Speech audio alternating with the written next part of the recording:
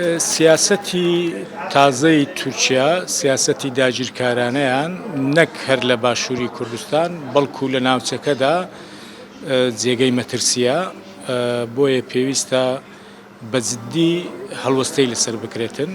ئەوان لەو هەنگاوانەی ئێستاکەیاندا ینی پراکتیکی هەنگاوە داگیرکاریەکانی خۆیان چڕ کردیتەوە، بۆیە بە نەزەری ئێمە دەبێ ئەو سیاسەتە داگیرکاریەی ئێستاکەی تورکیا لەلایەن هەموو هێزە سیاسیەکانی باشووری کوردستان و هەموو هێزە سیاسیەکانی کوردستان بەگشتی وەڵام بدرێتەوە و ئێمە وەکو حیزبی زەحمەتکێشانی کوردستان پێمان وایە وەڵامی داگیرکاری سیاسەتی ئێستای تورکیا لە باشووری کوردستان نەک هەر تەنها مەسئولیەتی هێزە سیاسیەکانی باشووری کوردستانە، پێمان وایە مەسئولیەتی هەموو هێزە سیاسیە کوردستانیەکانە بۆ وەڵامدانەوەی سیاسەتی داگیرکارانەی دەوڵەتی تورکیا.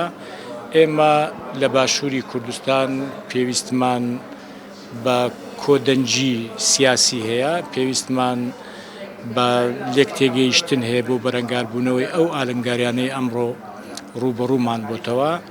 بۆیە پێمان وایە لە ئێستاکەدا ئەلتەرناتیڤی یەکێتی و یەکڕێزی هێزە سیاسیە کوردستانیەکانمان نییە.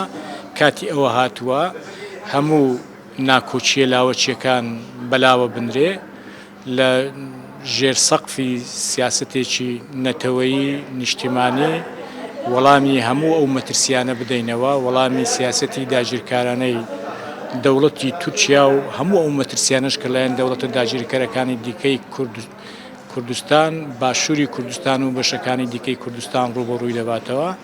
کاتی ئەوە هاتووە کە بەجددی هەڵوەستە بکەین، چونکە ئەم درێژەکێشانی ئەم سیاسەتە داگیرکاریە ڕەنگدانەوەی دیکەشی دەبی و مەترسیەکانی ڕۆژ لە دوای ڕۆژ زیاد دەکات.